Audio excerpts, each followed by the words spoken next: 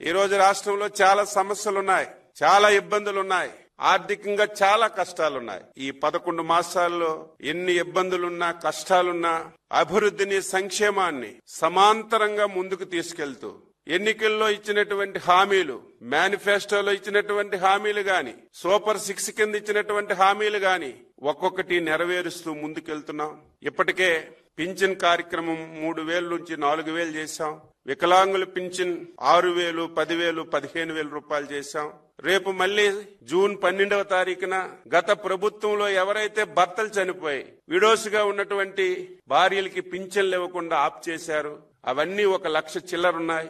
ఇవన్నీ రేపు పార్టీ అధికారంలోకి వచ్చినటువంటి సందర్భంలో జూన్ 12వ తారీఖున కొత్తగా 1,00,000 పైబడి విడో పెన్షన్లు కూడా ఇవ్వాలని చెప్పి నిర్ణయం చేశాం. గ్యాస్ సిలిండర్లు 3 ఇస్తున్నాం.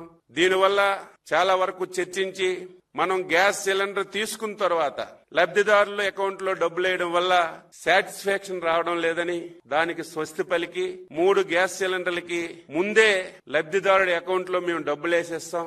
ఆయనే డైరెక్ట్ గా కొనుక్కోవచ్చు, కొనుక్కోకపోవచ్చు, లేకపోతే డబ్బులు తీసుకునే అవకాశం ఉంటుంది. ఇది ఒక మంచి నిర్ణయం. ముఖ్యమంత్రి గారు ఈ రోజు పాలిట్ బ్యూరోలో నిర్ణయం తీసుకొని జనసేన, బీజేపీతో మాట్లాడి ప్రభుత్వంలో ఈ ఆదేశాలు ఇవ్వడానికి నిర్ణయం చేశాం అని చెప్పి సందర్భంగా తెలియజేస్తున్నాను.